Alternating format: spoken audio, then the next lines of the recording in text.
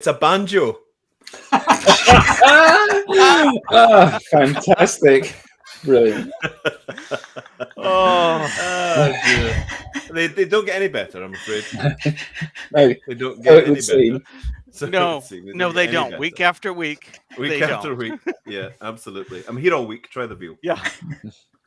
Good morning, everyone, and welcome to another edition of the Digital Download. I'm Rob Durant. Like Hollywood Square's regular Paul Lind, you usually see me as one of the many regulars in these tic-tac-toe boxes, but today I've been elevated to guest host. After a brief hiatus, we're back to our regular time slot. Tim, how was Jubilee? Oh, it was amazing. That was it. That was it. Not a big royalist then, Tim. Yeah. So we in the States have no concept of royalty anyway. Well, not beyond the Kardashians anyway. Same thing. Don't ask Tim about the Jubilee. Yeah, right. So often at this point, we'll go round the horn and introduce everybody. But I'm going to hold off on that. When we get to the content sharing portion of today's show, I'm going to ask you to introduce yourself, give a brief explanation of how you came to be a part of this community, and then share the content you prepared for today. To let the audience in on it, I asked each to bring content from other communities they're a part of to give you a sense of what else is out there and maybe inspire you to seek them out and become a part of them yourself. Now, Tim, we have a guest lined up. Is he in the green room? No, not yet. Sorry. Okay, moving on. Dealing with it well, Rob. Dealing with it well. Keep going, Rob. We are live, and that's what we're going to do. Here we go. Yes. Awesome. I'm here. Isar, perfect timing. So let me start off by saying, first, I greeted everyone here with good morning, but I suppose that's not exactly correct, is it? We have people joining us from all over the world, and many of our regulars are in communities where it's the middle of the afternoon. So let me start over. Welcome, everybody, no matter where you're joining us from, no matter when you are joining us, live or recorded, and whether you are a regular contributor to our community or you're new here. Welcome to another edition of the Digital Download. And I use the word community intentionally here because that's the theme of this week's Digital Download, community. I want to start by introducing our guest, Isar Metis. Isar is the CEO and co-founder of Be the Stage. His company helps other companies build community. But rather than me telling you about what he does, Isar, welcome. Welcome. Can you tell us a little bit about yourself and what you do? Yes, for sure. Thank you. Thank you so much, Rob, for inviting me in. And I think what you guys are doing is really cool, right? Having a community of people that have a shared purpose that gets together to help each other is literally the strongest power there is in the human world, right? And that's why we do what we do. We do what we do because human relationships are the biggest driving power there is around anything, including businesses, right? That's just a subset of everything that we do. I guess I have the same haircut as everybody else, so I can. Oh, you're in. You can stay. I'm 100% in. You got a funny handshake as well. Well, Just almost work everybody. on the beard. Sorry, Tracy. Work on the beard. Everybody other than Tracy can join the And Rob. can join the new. Never did I feel like the guy with the most hair in the room. I tried to tape my hair today so I'd fit in with everybody. It's good. It's really there. That's awesome. But what we really do, we really believe in being relationship driven over transactional driven as A, doing the right thing, and B, the right long-term play for more success for a business.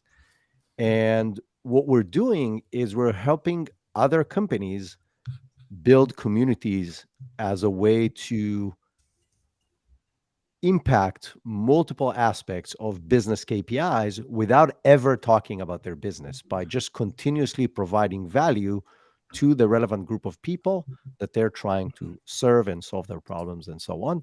We do this today with multiple companies across different sizes, different stages of businesses, different industries.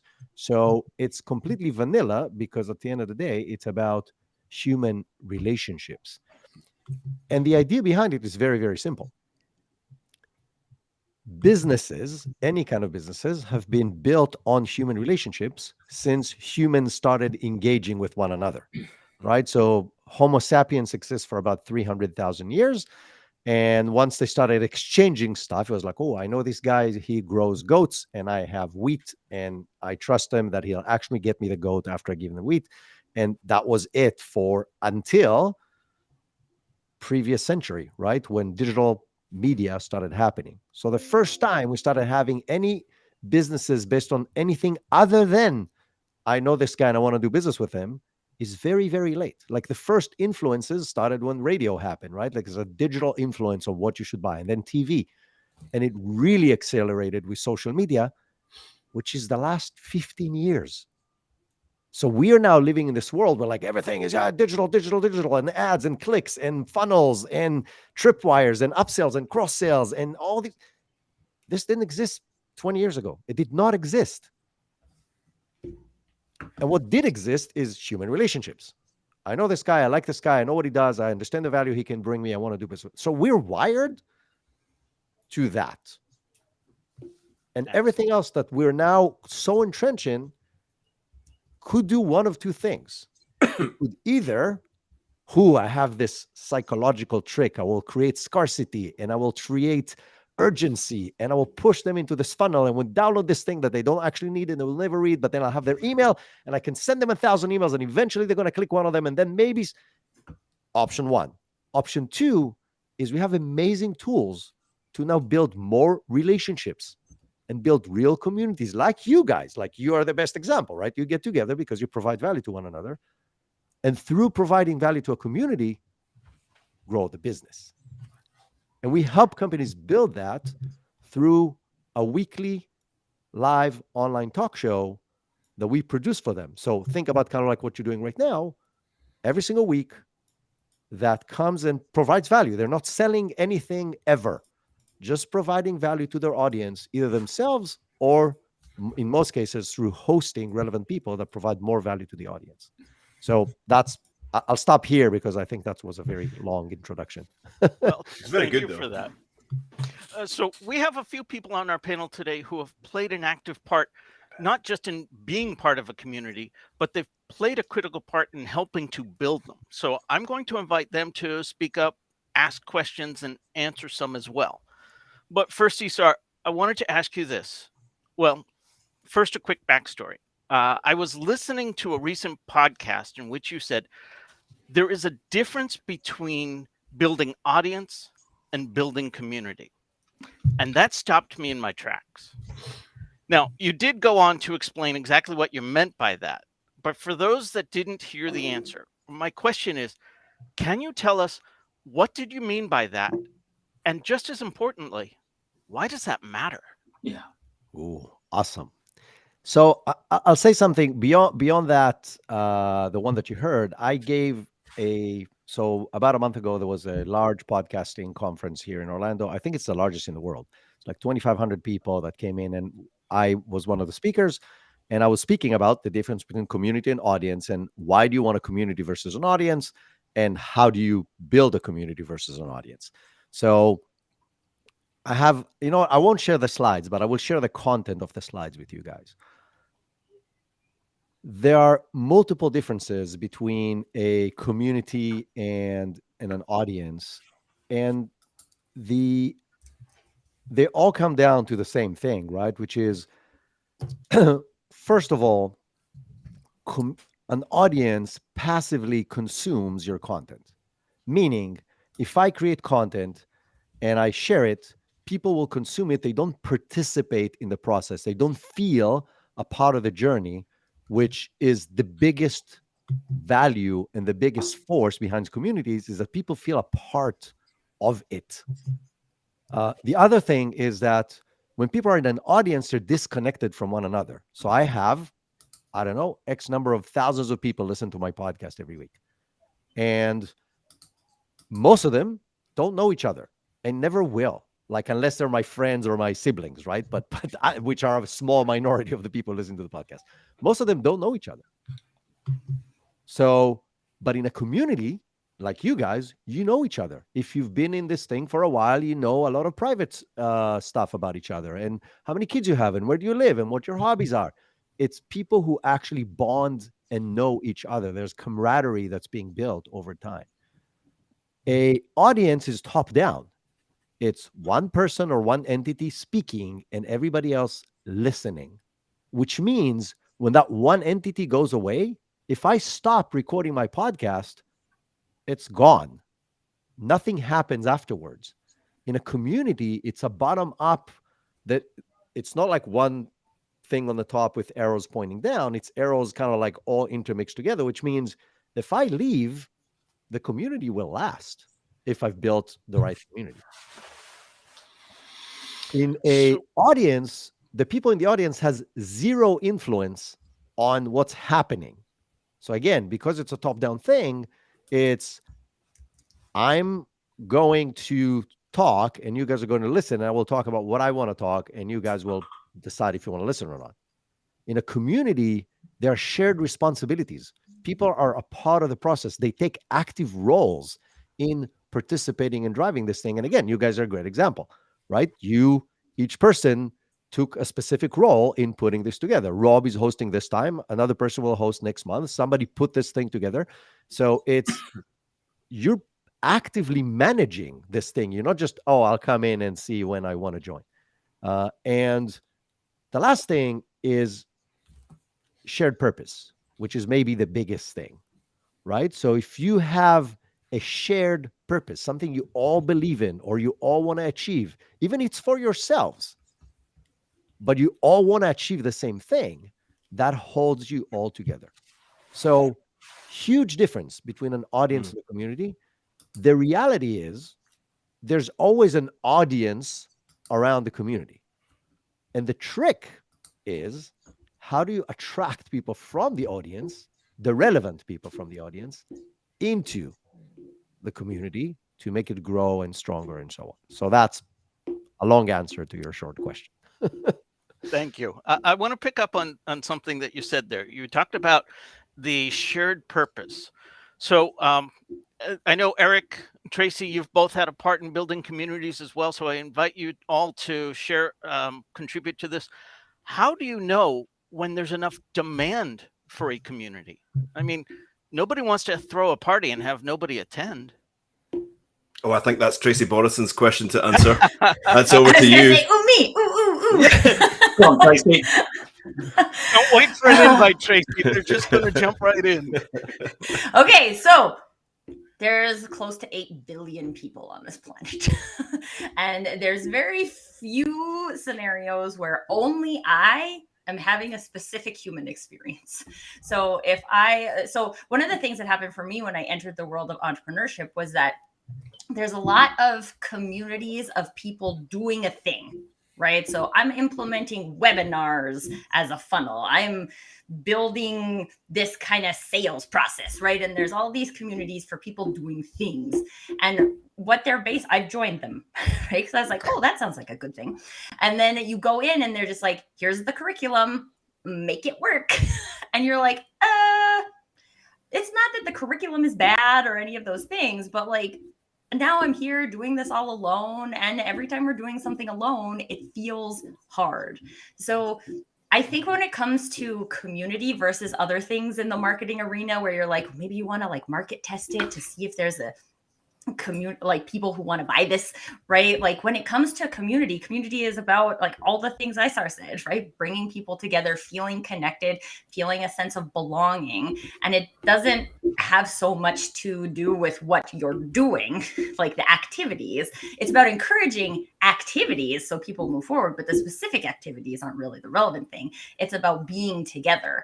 And we are living in this age where for probably the past 30 years, we've been pulling people apart, right? We say, here's the digital experience. You can be over here. You can be over here. I mean, we're coming to this show from all over the world, right? And so we don't really notice socially what that does to us. It creates this fragmentation, and community is about just bringing people together.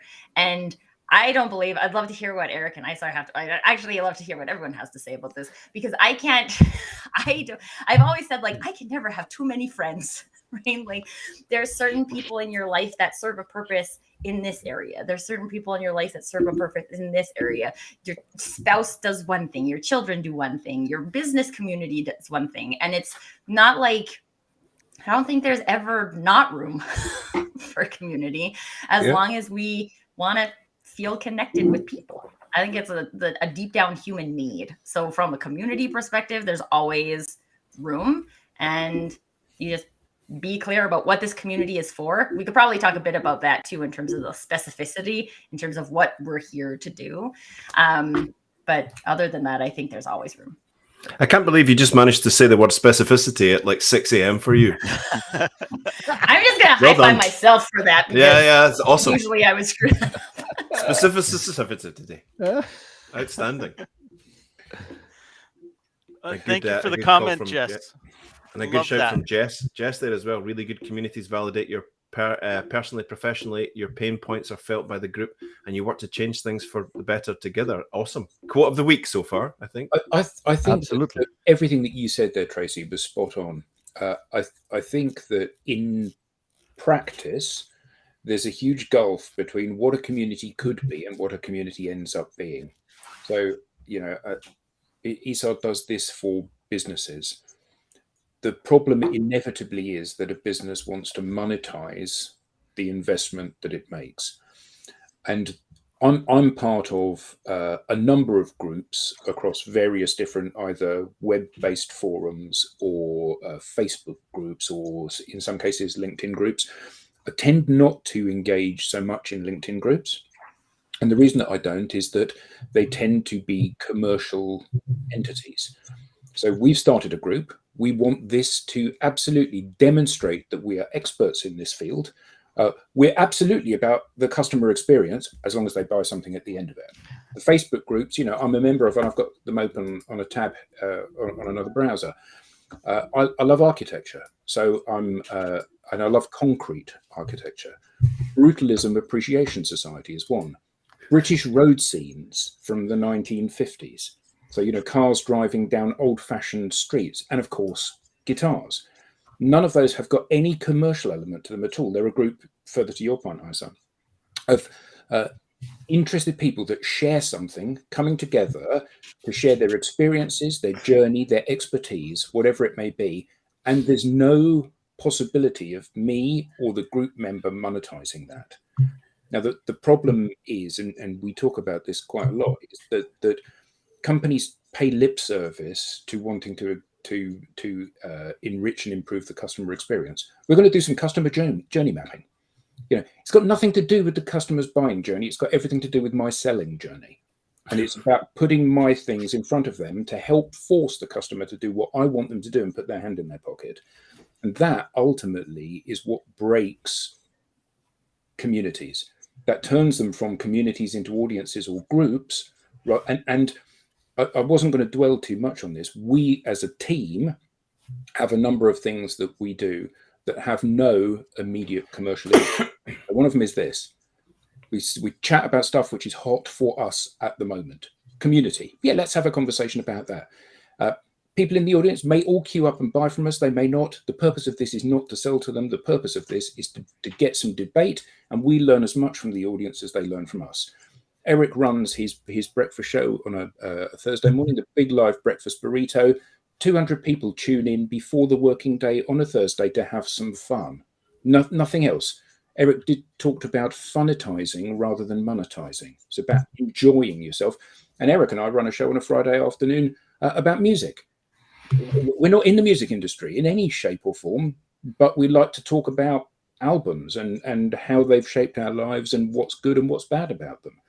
And I think that the problem is that in the business context, for either the company that's funding it or for you, the individual, it's very hard to divorce your passion for your job. And let's be honest, for most people, they're passionate about their company because it pays their mortgage, not because they actually care about the company.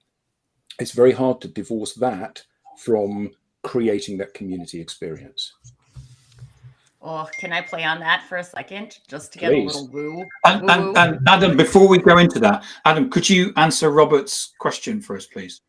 How many guitar groups? Well, a number of very specific guitar groups on Facebook, but I'm also his wife says too many, Robert. By the way, yeah. But guitar groups are like guitars. You know, it's N+1, isn't it? But the acoustic guitar forum online is the one, really. It's the biggest group. I like the fact that you said you were in a group that looks at old photographs of cars on motorways, and I just love the fact that you're up till 3 a.m. arguing as whether it's an Austin Allegro or a Princess. Yeah. What else is there? I think you'll find with the exhaust arrangement on the back of that car, it's actually an Allegro. Absolutely. Good point, Jess. There's a fine line between it and an echo chamber. Yes. Yeah, there is. Yeah, absolutely. There is. I Absolutely. totally agree with you, Jess. Tracy, you were going to pick up on something, and yeah. Sorry, Tracy. Just to get a little woo woo for a Friday morning where I'm at. Some of these things, like talking about guitars or talking about cars on motorways, I'll tell you that that's not my thing. Harry Potter, Lord of the Rings, things are things that I would talk about and get hyped about. But those things bring us energy, right? So another thing that I think we miss in the like community building process is that we have to feel like we belong to something. I think for a lot of community creators, we create the space for other people, and then we forget that the whole reason why we created the space is because I needed a space like that and I didn't have one.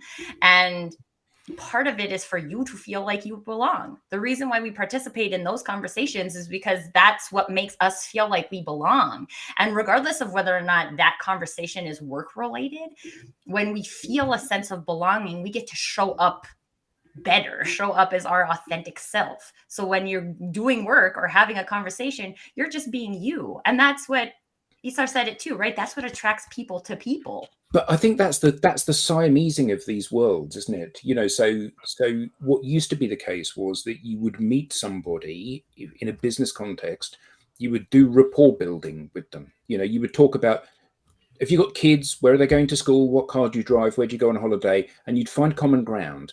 And, you know, for you, you're passionate about Lord of the Rings and Harry Potter. Would you rather be in a work environment doing your business with somebody that shares your passion for Harry Potter or says, "Hey, Harry Potter, rubbish"? Actually, one of them is somebody that you can really feel that you have some bond with and a shared values. And the other one is somebody that you don't. And I think that that's fundamentally the business output from this is not to generate business, to give you a platform to pitch, but it's to find people that actually you can have a really comfortable, intimate working relationship with without any of that noise that, you know, and that need to find common ground. You know, everybody knows that Slytherin is the best house. Great. Okay, so let's make that the basis of our working relationship. Now you're getting into real trouble. Like so far you had us, and now it's. I was gonna say, you made. I'm a Hufflepuff, so we just gotta watch. You're a Hufflepuff. I'm just looking forward. I'm just looking forward to Tracy's next. New visitor. Right. Hello, very important. Yeah, very important. And a red. Absolutely. What's your name? This is Nicholas. Hello, Nicholas. Hello, Nicholas. Where are you? You want to say hi? There he is. Uh-oh. He doesn't know what it's house broken. he's in yet because he's only 4. He's not Hufflepuff. He will know though. Well, he might be. Yeah. But my husband is Ravenclaw, so you never know. I'm just never looking know. forward You to the never next time that Tracy's trying to close a deal and they're like, "Tracy, we really like your stuff. We'd really like to work with you. We'd like to go ahead and place that order." And she says, "But first, are you Harry Potter fans?" Well, no, we're not really interested. I'm withdrawing my I will interest tell in this you. contract. Can I tell you guys? Because my business partner with your business peeps community hasn't seen Lord of the Rings, Harry Potter, or Star Wars. And I'm just like, what kind of reference can I use that you can understand? That's really horrible, though. You I don't even shouldn't know. take partners like that. It just won't work. There's other Daddy's but- behind you, Tracy. Daddy's Yeah. behind you. No, Oh, Nick wanna- is staying. Nick is staying. I like this. I'm staying. He's on the show now. Yeah, He's on the yeah, show. yeah. Can he I- come I back wanna- next week? I He's want to touch hosting He next Rob wants to come back on. every week. Daddy, the door again. Daddy just opened up the door again. Daddy Come opened on, the door Daddy. again. Don't interrupt the show. I want to touch again on the question that started this really amazing conversation, which was, is there really interest in everything, right? It's like you started, how do you know that you can create a big enough community? And I actually think it's the other way around.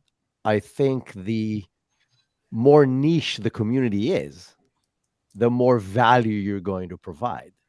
And you'll be surprised what communities exist. Like, Harry Potter. Harry Potter is freaking gigantic, right? There's hundreds of millions of people who will join Harry Potter groups because they're interested in it. But you could start a community for underwater basket weaving, You could. and it will be a really great community because It wasn't. It's a really small niche group of people. And if you're really into underwater basket weaving, you're going to have amazing conversations that you cannot have anywhere else. So I really think it's the other way around. People are like, oh, how build can I? And we build communities for companies. That's my business. That's what I get paid to do. And people are, oh, but how big does it need to be? I'm like, it doesn't. It's not about size.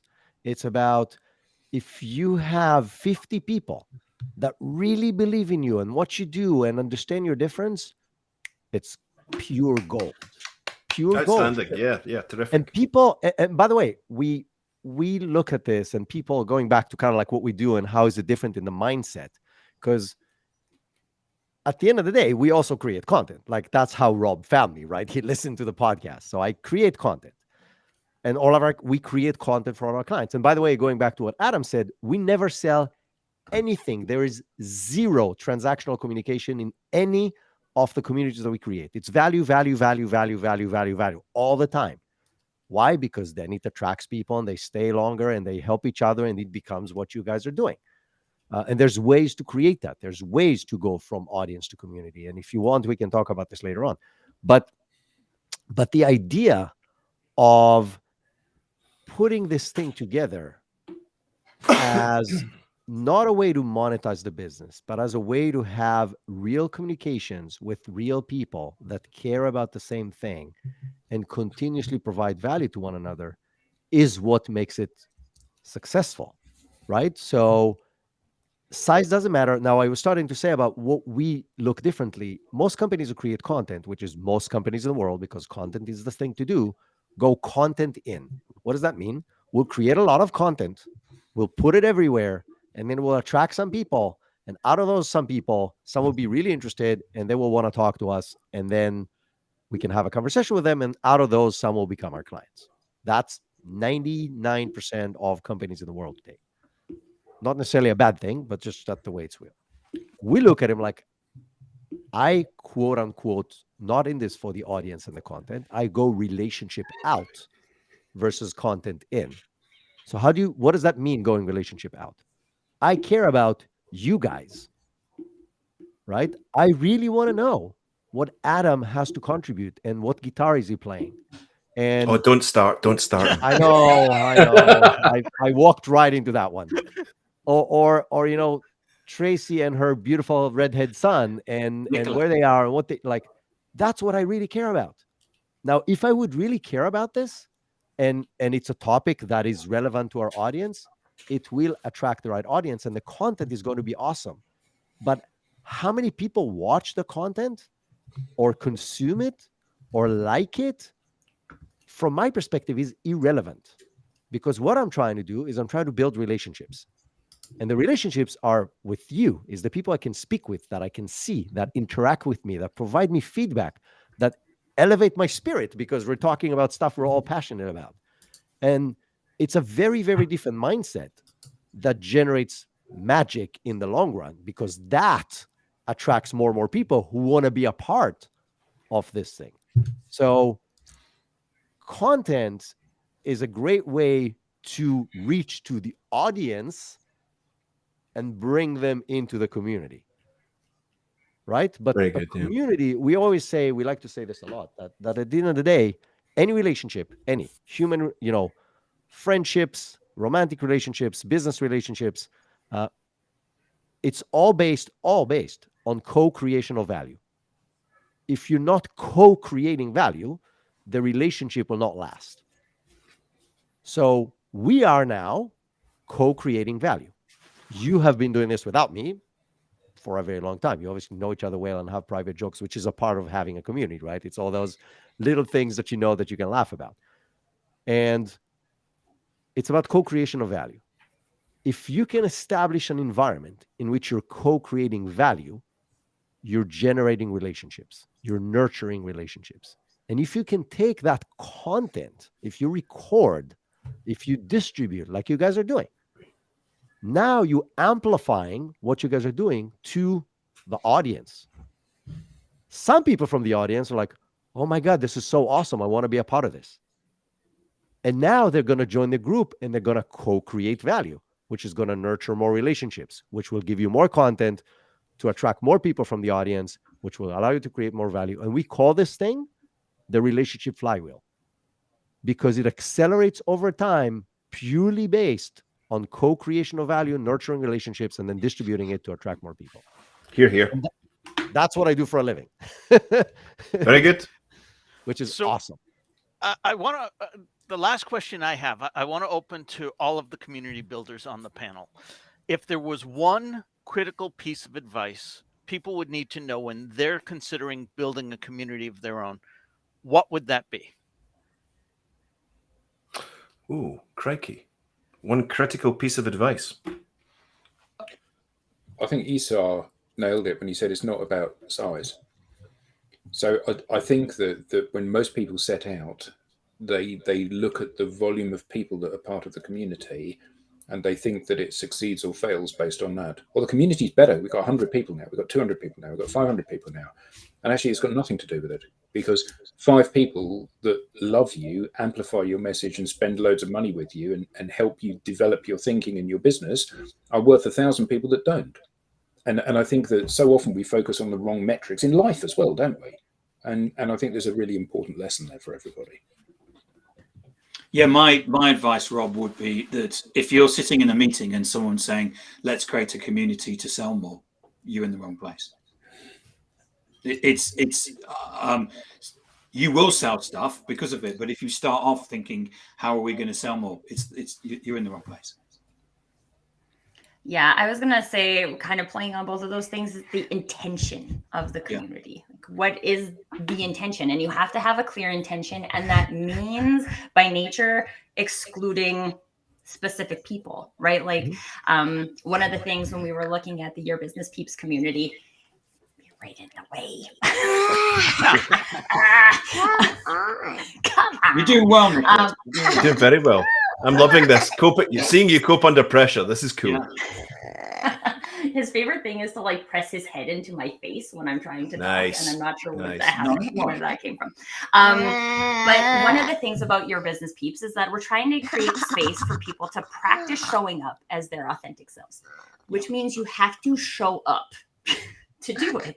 So it's based on live events and attending live events and talking to people and having coffee chats. And there's some people who just don't want to. Nicholas, excuse me for a moment, please. There's just people who don't want to do that, who aren't ready to co-create that way. Yep. And that is okay, right? And this is what this community is about. This is how we operate this community. So because we've all been in the situations, haven't we, Tracy, where we join some sort of community, whether it's online or offline, whatever, and within 5 seconds, someone comes up to me and goes, "Hi, I'm Steve, and I work for the so-and-so company," and you go, "I'm out of here because I didn't come here to be sold to. I came here to talk to people and network and stuff like that. I'm not interested in being pitched to." And everybody feels that until they're sitting in a meeting and someone says, "What we need is a community, isn't it?" And they go, "Oh yeah, we could sell more stuff." My 2 cents would be have a look around. if you have an idea, have a look around and have a little think to yourself about how you could do that differently and give people a different experience.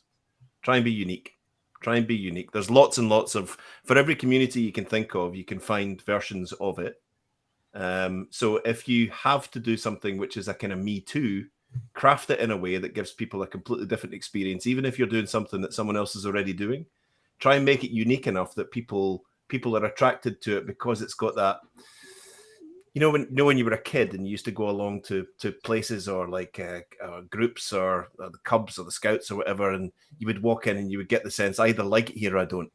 I either like it here or I don't. There's something different about this. For me, it was Laser Quest. I was really into Laser Quest when I was a kid, right? And I walked into my first ever Laser Quest place and just went, I'm home. I will be here forever. I will be here forever. Just have my food sent here, and a mother, I'll send home dirty laundry from this location of Laser Quest in Glasgow in Scotland. And I walked in and felt, ooh, I've never seen this before. This is really different. I want to be part of this forever. And every weekend, every waking hour, I could be in that Laser Quest hall. I just wanted to be there with the people, and we'd go in, we'd do the sessions, we'd come back out, we'd sit there, we'd have the dreadful wimpy burger and the Coke, and we'd sit there, and then we'd go, do you want to go in again? Yeah, let's go in again. And we all got to know each other, and it was really cool. So that whole experience of walking into new and exciting and unique, you might be sitting there thinking, I really want to do a thing about project management. I really want to do a thing about project management. I'd like to build a community around that. Now, there's probably a bazillion project management digital communities out there. What's your angle on that? What's going to make all the people that are already in the boring, gray, vanilla, horrible project management groups want to walk over and spend their dollar with you? I mean, their dollar entry fee, their metaphoric entry fee. Why should they unplug and replug in with you? And it's got to be something unique and different. And we've got so many tools and platforms we can use now, and little things and support and resources that we can use to just find that little edge. And people will come. People will come. Yeah. And I think that, I mean, we made a special announcement when we were copied. This format was copied. Because we were really flattered by it, but the tools that you have available today through live streaming, through social media, the opportunities that you have to create something new, and to change the standard formats that everybody has, is just infinite. And that's, what you should be thinking about is that, rather than thinking about how you're going to make money out of it. People want people. It probably may surprise a lot of people if you're watching this. People don't want brochures. People want insight. They want to be entertained. They've got jobs to do, and they want you to help them. And that's what I don't. Sorry, I don't like the word value, but because I don't think people understand it.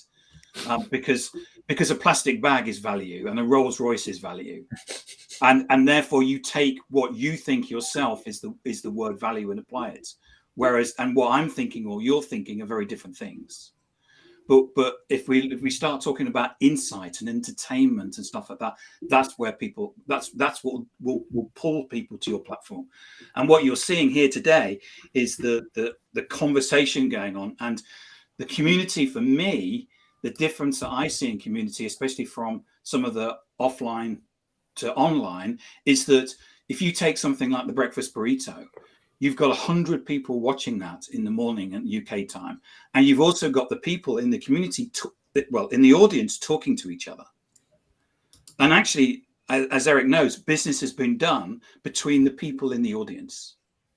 And that is so powerful that they feel that they come into an environment where they trust the people. They actually start having conversations within the audience, and they actually do commercial interactions. It's so powerful. Sorry, that's very cool. I want to add, so Adam said what I wanted to say, right? Because I said it before, as far as size doesn't matter as my tip. But I will add one more tip, which is the little trick on how you co-create. How do you invite people that are in the audience to be a part of the conversations? And you guys are doing some of that, right? So Rob bringing in quotes that we all relate to is part of the trick. But the trick is to make people feel welcome and to attract them to participate in the conversation. That's what allows them to co-create. And it doesn't matter if it's 2 people in the audience, 20, 200, or 2,000. It doesn't matter. You want to bring people in. And the way 3 little tricks that we do for all of our shows that you guys are welcome to obviously do yourselves, and I see some of it you're already doing. One is we do a call out of everybody in the audience, a roll call, every time we start a show. And what happens is over time you have the regulars, and then you start private jokes, and the private jokes continue in the chat, which is where the community really lives. Is not us, is the chat, is where the magic really happens, right? So you start having nicknames and little rituals as part of the roll call that people all participate in. So that creates, again, that feeling of belonging. The second thing that we do is we invite people to ask questions. And when they do, it's not just, oh, here's a question. It's, I have a question from Eric. He's from Glasgow. He's bold, and he really likes. Oh, well, you don't like old cars. How I don't dare know you? what you like, Eric. Eric doesn't like anything at all. You're okay. Anything, and Eric doesn't like anything at all, but he has a question. Now, what happens? It's a warm introduction. Now, Eric feels, even though he's in the audience in the chat, he feels that he's a part of the conversation. The content that gets created has Eric in it. So now if I create that post and I tag Eric, it's like, oh, this is awesome. I'm going to share it with all my friends and family. So now he feels he's a part of this process. And the last thing is you all touched on it, is people give their time to the community, whether they're in the audience or live within the thing or meet face to face. It doesn't matter. It's the only asset and resource we can't make more of, right? It's our most valuable asset. The fact that you guys are all here is freaking magical, right? Think about it. Like, you have spouses and kids and mortgages and jobs and lives and guitars to play, and yet you're here. And so thanking people for their time as something that is not a given, and it's not a given, it's never a given, is very, very important, again, to make that feeling of belonging. Yes, I want to be here because they understand that I'm here by choice, and they understand that there's value in this, and they choose to be here instead of doing something else. So these are 3 little tricks on how to bring people in and into being a more and more active part of a community. I love that. Giving people pride of place. On our show that we run, or one of them that we run, we decided that we were going to steer away from, the big social media influencer types. We're going to steer away from them, and we're going to make a show about the people, the real people, the people that we love, the people that we want to see support, and the people who might be sitting in the fringes thinking, well, these live shows are just for people that understand how all this all works, and they're like on social media all the time. Actually, let's get them on. Let's get them on and show them that that the only difference between me, who's on lives all the time, and them is that they just haven't started yet. That's the only difference. The only difference. The only difference. They've got that horrible word we spoke about earlier on. They've got as much value to add as me or anybody else.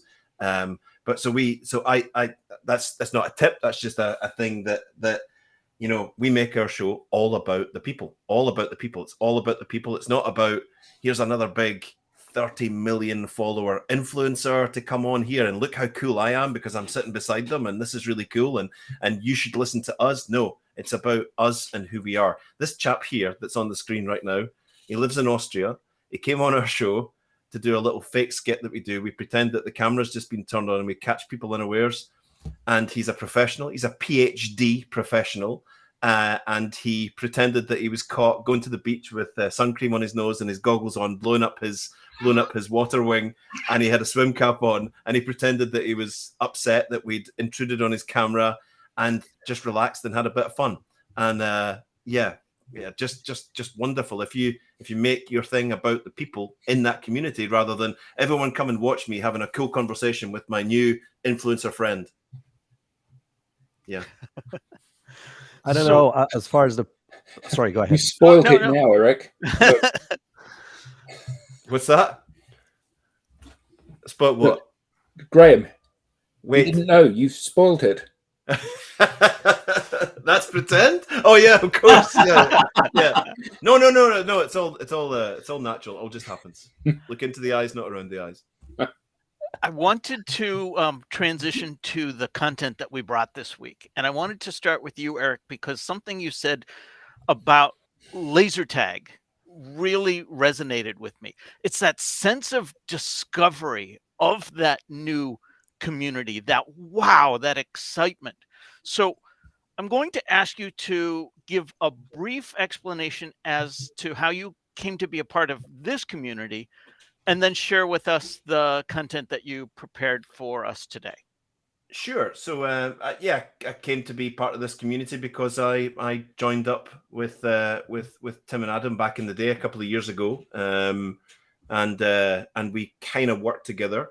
Crux and DLAIgnite are partnered together, so it was obvious for us because of the kind of work that we do in the social media space, strategic social media space, that if there's an avenue to get live, if there's an avenue to do something that could bring a bunch of people, and we've got people that turn up to this every single week when we do it, and Jess Flack's always there, Robert Masson's always there. We can always count on John Bloomfield and Graham Dallas and all these people piling in because people have written content about this little show saying it's relaxed and it's nice. And Eric, one of the things, sorry to butt in, one of the things that I love is the fact that some people have actually put on their summary title on LinkedIn the fact that they're a Burritonian.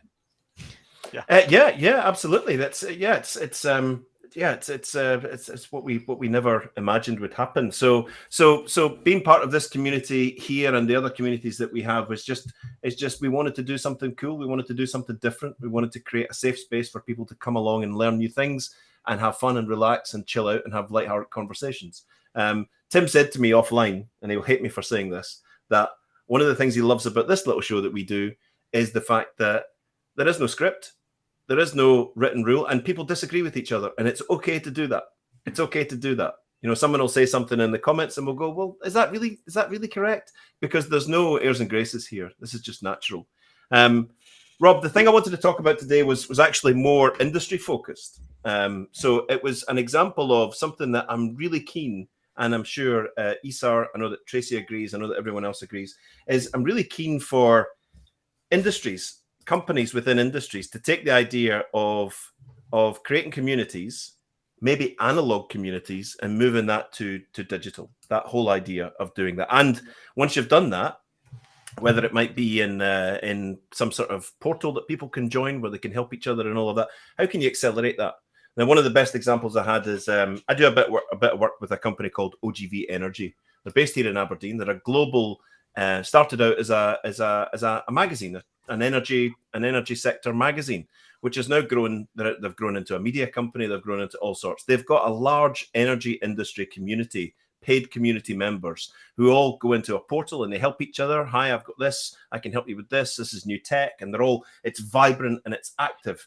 But the guys at OGV Energy wanted to take that to the next level. How can we actually put this onto an open digital forum to allow more people to want to join this community? Now, one of the things that they did was they said, we'd like to start can I share my screen? Is that okay? Yeah. I don't know if it's going to work, but we'll give it a go. Is that showing? Here we go. Right. So I don't know if this is going to work, but if I press play here. So one of the things that they started a while back was taking their community, and they created a live show about it. So if I press this, it might end the world, Tim. But right. Can you hear that? No? Oh yeah. Is it too loud? I'll pause that for now. So take the idea of their amazing community and all the good work that it does in the energy sector, and do a monthly live which harmonizes with the community focus that they're doing. It brings to life their magazine every month. This particular month, it just happened to be on asset integrity, and they bring their community members and give them a chance to get on a live portal, a live stream, and talk about the cool stuff that they're doing, the new investment that they had, and the new tech that they've got, the fact that they're opening a new office. I'll spin this on a little bit. They happen to have a very enigmatic host. How important do you think culture is ensuring the success of deployment? Would you rate culture as the most important aspect of the success criteria? Great question. Yeah, fantastic. So industry leaders from that sector, all chiming in and first talking place, about so every really stage of the important areas. They're all community members. They're all working together to provide insight and influence and information about a particular industry. This gets, as you can see, 334 attendees at this little live show. This isn't the community part of the build. This is simply a way of them enhancing a community that already exists and allowing other people to want to be part of this community. And I think it's an excellent example. And one of the things, you could maybe shut that off, Tim, or remove that. You're welcome. Thank you. And one of the things we're urging, one of the things that we say to all the organizations that we meet is, you're interested in social, you're interested in becoming a social organization. Who runs the leading podcast or live stream in your sector? Who are the technical and commercial digital leaders that run the most amazing podcast in your sector? You might be in subsea engineering, you might be in tech, SaaS, you might be in automotive, aviation. What is it? Who runs the most interesting and successful live stream or podcast in your sector? And many oftentimes when we're sitting in a boardroom, everybody goes, well, no, there isn't one. It's a major opportunity. Why are you sitting here then? Yeah, exactly. Now, the opposite to that opportunity is, it's our biggest competitor. They already do that. So then we've got another opportunity to do something better, more unique, and claim that digital space. Take some of those community members that are over there looking at that party and bring them across to yours. So I'm really enthralled by, as we said before, if we wanted to create communities 15, 20 years ago, we'd be hampered by geography. We'd be hampered by the tools that we have available, and it would be pretty local, because that's the furthest that we could probably expect to reach, is just like maybe 20, 30, 50, 100 miles away. The world's our oyster now. If you're a specialist and you've got a personality and you've got a voice and you've got a LinkedIn license or a YouTube license, and you know how to work Restream or StreamYard or any of these devices, get on and claim the space. People will come over if you make it unique and interesting. People will come over. So I just wanted to share that little story about an organization who's realized the value in, we have a community. It's a paid thing. It's locked in. It's kind of private. You have to pay to be in it. But people are helping each other and all of that. What happens if you take that and put it on a digital platform to show people how cool this community is? And guess what? Since they started their live, more people have joined the community. The numbers have gone up because people are like, oh, not only do they have this little community, but every month they take people from it and they put them on this little pedestal, this little platform, and they let them talk about cool stuff and all the innovation and tech and all of that. I just love the way that this whole thing is just suddenly becoming massively enabled. So phenomenal, Eric. I want to touch on the last thing you said on how important it is. So I assume you know CMX. CMX is maybe the largest group of community builders in the world, and they do a lot of research and stuff. And they do a survey every year by people who run communities. And it's fascinating. It's free, by the way. You can go to the CMX website and download it. It's worth doing. There's phenomenal, fascinating information about community there. But one of the questions they asked is, how do you reward your members, and what do you think is the best reward that members expect as being a part of the community? What do you think is the number one thing? I just asked the question again so I'm clear. So what is the number one thing that community members see as being rewarded for being community members? Time on stage. So being acknowledged for being a contributor of the community. That's the number one thing. So you get to put people on stage, the stage of the community. There's no bigger acknowledgement, right? This is the thing. And so it sounds, what you said sounds like, okay, well, whatever. It's the thing.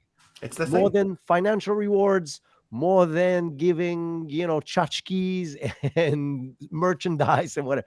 The number one thing. So it's phenomenal what they're doing. It's absolutely amazing. Yeah. Imagine there's not many people saying no to this. Hi, we recognize that you're a leader in your space. We'd love you to come on our show and talk about all the cool things you're doing in your organization. Tell us about your life and tell us about the cool innovation and tech you've got. And no, we're not going to do that. No, I'm good. No, we're good. Thanks. We'll pass. That's not for us. All that stuff. Yeah, my goodness. Can it be scripted? So I'm joking. But it's amazing, and I'm going to challenge some people that are in our audience today. There are people in this audience. You know who you are. One of them is on screen right now. That needs to start that podcast, that live show, because people will flack around them. See what I did there? I know who you're talking about. Very good.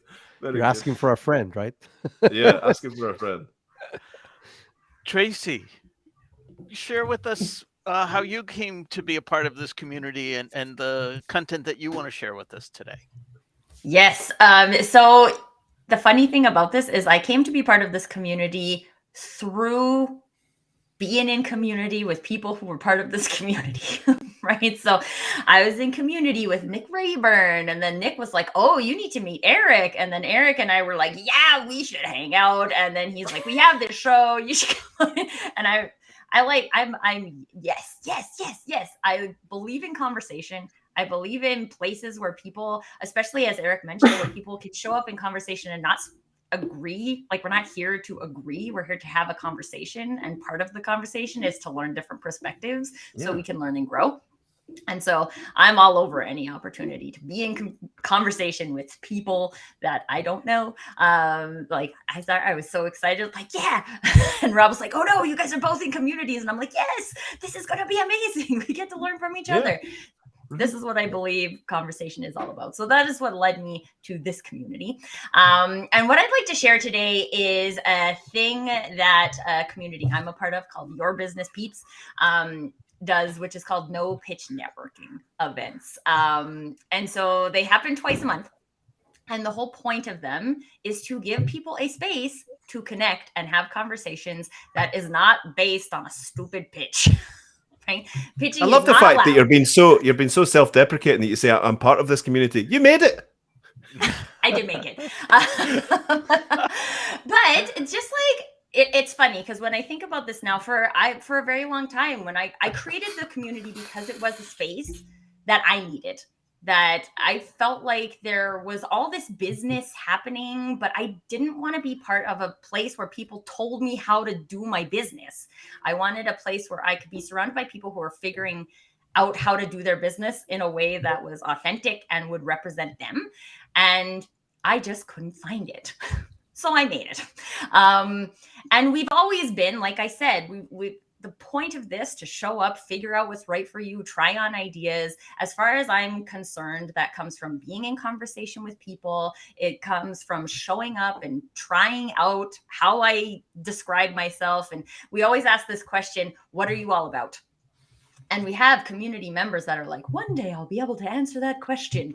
And the best thing about it is that other members will be like, you're all about this. You're all about this, because they know them as a person. And so in those moments where we're like, oh, we don't have any value to co-contribute. We don't, like, everyone else in the community is like, yeah, but remember how you said this to that person? That was so amazing, right? Like that's the thing. And that's where we build relationships as humans. So if we're going to have a networking event, why would we take the time to just sit and listen to people doing a 2-minute pitch that nobody cares about, right? If I'm going to take an hour, or quite honestly, usually these things go for like an hour and a half, 2 hours, because people just get chatting and don't want to leave. And at some point I'm like, okay, I have to close this Zoom and go for dinner, because like my husband sends my son in when it's time for a meeting. He did that at 6 minutes into the show. He'd had enough. She told him sometimes to. he just give me the hook early. This is going to be a dud. You were texting him. I saw you. Get me out of here. It's like a blind date, right? Please save me. Yeah, save me. Yeah. No, anyway, so the whole point is that people come and they chat like this, right? Like you don't get this kind of camaraderie among people if you only get your 2 minutes to talk and you don't get enough time to talk. What if someone said something you're super interested in, like guitars or Harry Potter, right? Like we wouldn't know that Adam thinks that Slytherin is the best house and that Tracy has a rift with him because she's a Hufflepuff. But let's be honest, Hufflepuff never wins the contest, so we all know who's going to win that one. But that's where the fun, that's what I'm going to remember about this conversation. That's what I get to take away, right? Like I saw Rob talking about his pronouns are Marvel and DC. And I'm like, oh, now we need to talk about that, right? This is where people build connection, not in pitches. So twice a month, we have these no pitch networking events. And it just is like the most amazing thing to watch people build relationships with people that they didn't know before that now they're like, oh my gosh, now we have to connect. We have to talk about this and just take that away. It's relationship building. And I just want to, like, before I wrap up, I wanted to just go back quickly to the question about, can online digital platforms ever replace real community? The Your Business Peeps community is a online platform. We have members in South Africa and Croatia and the UK and Canada and the US and Japan and New Zealand because it's a digital platform. The digital platform nature of it doesn't replace the fact that it can operate as a real community. Real community, we've talked about a whole bunch of things that means, right? It's people interacting with people, creating connection, co-creating, right? Feeling a sense of belonging. That can happen in a digital space. And so I just want to try and break this idea that a real community is in person, because I have much more feeling of belonging and connection and contribution in the Your Business Peeps online community than I ever had in a local community. Yeah, that's profound. Yeah. How many of you are familiar with Christopher Lockheed? Category design, play bigger. Okay, so the book is called Play Bigger. The concept is called category design. One of the best. It's the business book I read more times than any other business book that I read, and one of those that I go for references for. And he has a newsletter on Substack called Category Pirates, and he's one of the most brilliant minds of our era.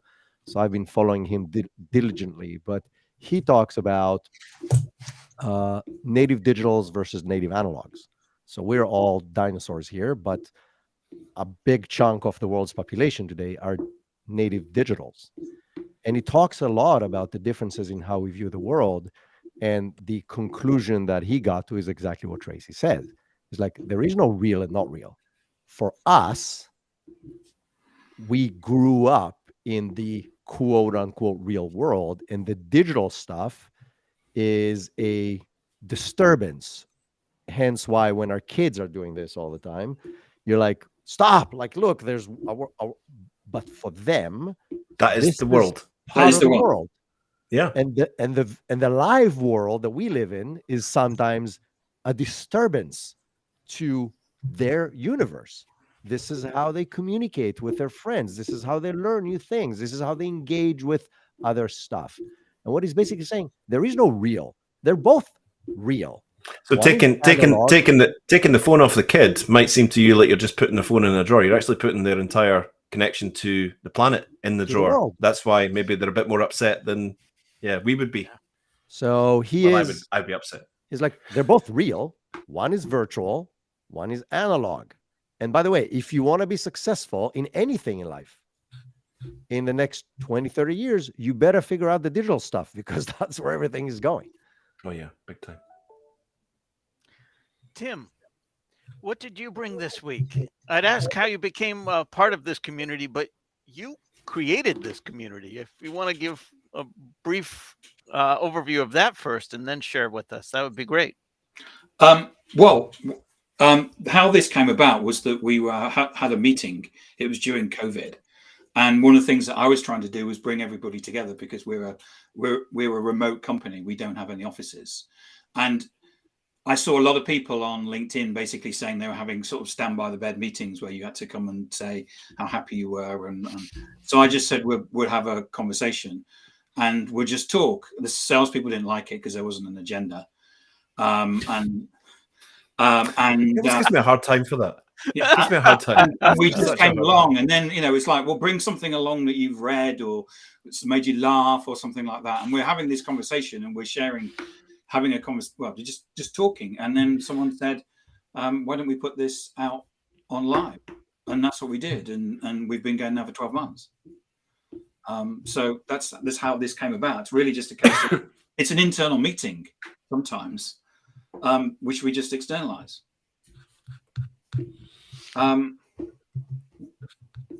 Does that answer your question? Oh, absolutely. Did you Rob? have something that you wanted to share this week as well? Yeah, so I'm Yeah. part of a community which is the Social C-Suite, which is run by Damien Corbett, and it's just a way of sharing information. And Damien is very, very firm in terms of there's no pitching, there's no recruiters. It's a small group. He only lets senior people in, and if you start posting the wrong things, you get thrown out. So he creates a very, very safe space for people to come along and just share views and have conversations. Nice. Excellent. I guess that leaves me. So I came to be a part of this community because Tim appeared as a guest on a webcast that a friend and colleague in the Sales Enablement Society was hosting. And I really liked what Tim had to say. I then connected with him. And as they say, the snowball just kept rolling downhill from there. The content that I wanted to share today is in that same vein. It comes from the Sales Enablement Society. And what I really liked about this piece of content, well, first of all, Mike Kunkel is an expert in the field of sales enablement, and he always has lots of great content to share. It's very rich, very dense, full of lots of information.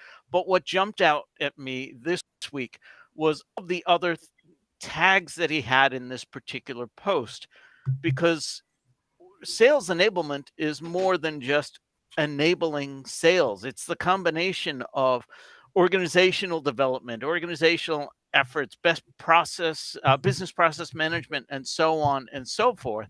So I thought it would be great to share what somebody, a leader in the Sales Enablement Society, talks about, so that the audience here could see and understand, and if that's something of interest to them, they can start following that as well.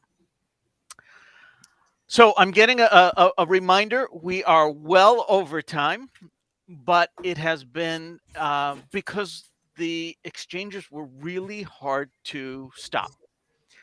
So I wanted to thank everyone for attending today. Isar, thank you so much for being our guest. Eric, good to see you again. Tracy, so good to see you again. Bring Nicholas next time. And Nicholas. Yeah. And Tim, as always, thank you for being such a gracious host. And thank you, Rob. My pleasure. Thank you, Rob, for running a brilliant show. Until next week. See you, everyone. Everybody. Bye.